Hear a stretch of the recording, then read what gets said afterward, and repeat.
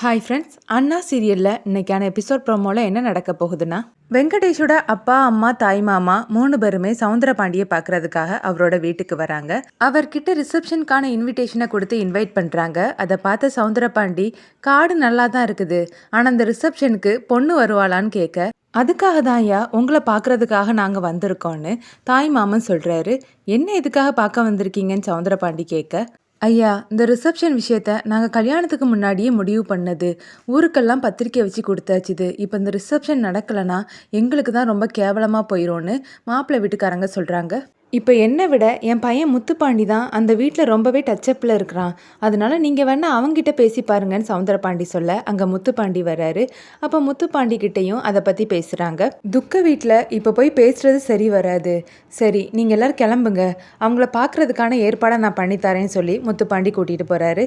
இதை கவனித்த சனியை சவுந்தரபாண்டி கிட்ட, ஐயா நம்மளால் கல்யாணத்தை தான் தடுத்து நிறுத்த முடியலை, இந்த ரிசப்ஷனையாவது நீங்கள் தடுத்து நிறுத்தியிருக்க வேண்டியது தானே, எதுக்காக சின்னையாவை வச்சு அங்கே பேச வைக்கிறீங்கன்னு கேட்க, இந்த ரிசப்ஷன் நடக்கணும்ல, அப்போ தானே நான் நிறுத்த முடியும், நடக்காத ரிசப்ஷனை நான் எப்படி நிறுத்த முடியும், ஊர் முன்னாடி இந்த ரிசப்ஷனை தடுத்து நிறுத்தினாதாம்ல இந்த சவுந்தரபாண்டிக்கு மரியாதைன்னு சொல்லி சிரிக்கிறாரு. ஐயா உங்களை மாதிரியெல்லாம் வேற யாராலையும் யோசிக்க முடியாதுன்னு சொல்லி சனியும் பெருமையாக பேசுகிறாங்க. முத்துப்பாண்டி மாப்பிள்ளை வீட்டுக்காரங்களோட சேர்ந்து சண்முகத்துக்காகவும் பரணிக்காகவும் வெயிட் பண்ணி நிற்கிறாரு. கொஞ்ச நேரத்தில் சண்முகமும் பரணியும் அங்கே வராங்க.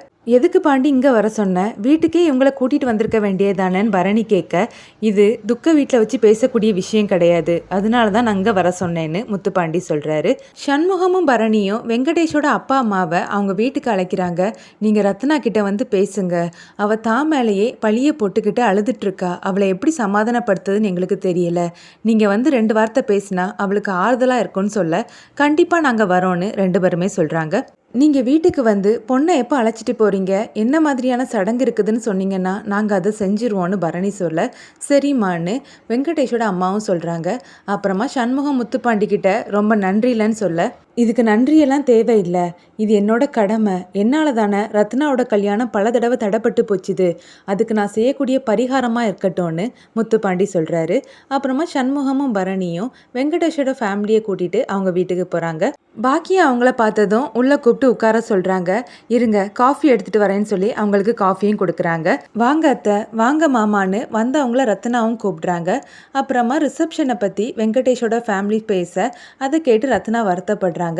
என் அம்மா இறந்து போன தடம் கூட இன்னும் காயலை, அதுக்குள்ளே நகை நட்டெல்லாம் போட்டுட்டு என்னை ரிசப்ஷனில் வந்து சிரிக்க சொல்கிறீங்களான்னு ரத்னா கேட்க, இங்கே பாருல இது பெரியவங்க பேச வேண்டிய விஷயம், நீ தலையிடாதுன்னு பாக்கியம் சொல்கிறாங்க.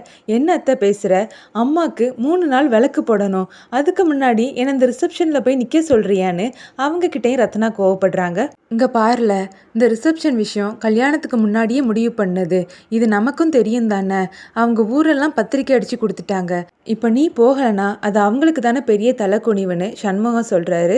அக்கா சிரிப்பும் அழுகையும் நம்மளை சேர்ந்ததக்கா, என்ன ஒரு 3 மணி நேரம் தானே, கொஞ்சம் பொறுத்து அந்த ரிசப்ஷனை நல்லபடியாக நடத்தி கொடுக்கான்னு வீராவும் சொல்கிறாங்க. அப்புறமா அவங்களுக்கு ஃபேவராக எசக்கி கனி எல்லாருமே பேசுகிறாங்க. யார் என்ன சொன்னாலும் சரி என்னால் இதுக்கு சம்மதிக்க முடியாதுன்னு சொல்லிட்டு ரத்னா கோவமாக அழுதுகிட்டே உள்ளே போயிடுறாங்க. ஆனாலும் இந்த பொண்ணுக்கு இவ்வளோ வீம்பு ஆகாதுன்னு தாய் மாமன் சொல்ல, இங்கே பாரு மச்சான் பேசாமல் அமைதியாக இருந்துருன்னு வெங்கடேஷோட அப்பா சொல்கிறாரு. அப்புறமா வெங்கடேஷோட அம்மா, என்ன தம்பி இது, ரத்னா இப்படி சொல்லிட்டு போகிறாளேன்னு கேட்க, அத்தை அவளோட துக்கத்தை சொல்லிட்டு போகிறா, அவள் இடத்துல இருந்தாதான் அது நமக்கு புரியும், நீங்கள் எதையும் நினச்சி கவலைப்படாதீங்க, நீங்கள் விசேஷத்தை நடத்துங்க, கண்டிப்பாக ரத்னாவை நாங்கள் கூட்டிகிட்டு வந்துடுவோன்னு சண்முகம் வாக்கு கொடுக்குறாரு. சரின்னு சொல்லி அவங்க 3 பேரும் கிளம்பி போனதுக்கு அப்புறமா ரத்னா சண்முகத்துக்கிட்ட வந்து, இப்போ எதுக்காக அவங்களுக்கு வாக்கு கொடுத்தேன்னு கேட்க, அவங்க நிலைமையும் நம்ம புரிஞ்சுக்கணும்னு சொல்றாரு. அடுத்த சீன்ல வெங்கடேஷ் ரொம்பவே டென்ஷனாக நிற்கிறாரு. அவர்கிட்ட அவங்க சொந்தக்காரங்க ஊர்ல இல்லாத பொண்ணை காதலிச்சு கல்யாணம் பண்ணியிருக்கான், அவளுக்கு இங்கே வந்து வாழ்ந்தாதான் என்ன, ஆமாம் உங்கள் அம்மாவும் அப்பாவும் எங்கே போனாங்க, இன்னும் அந்த பொண்ணையும் காணலை, இன்னும் கொஞ்ச நேரத்தில் ரிசப்ஷன் தொடங்கிரும், நீ என்ன செய்ய போற, அவங்க யாரும் வரலனா நம்ம குடும்பத்துக்கு தான் பெரிய அவமானம்னு சொல்லி பேசிட்டு இருக்காங்க. இதோட எபிசோட் ப்ரோமோ முடியுது.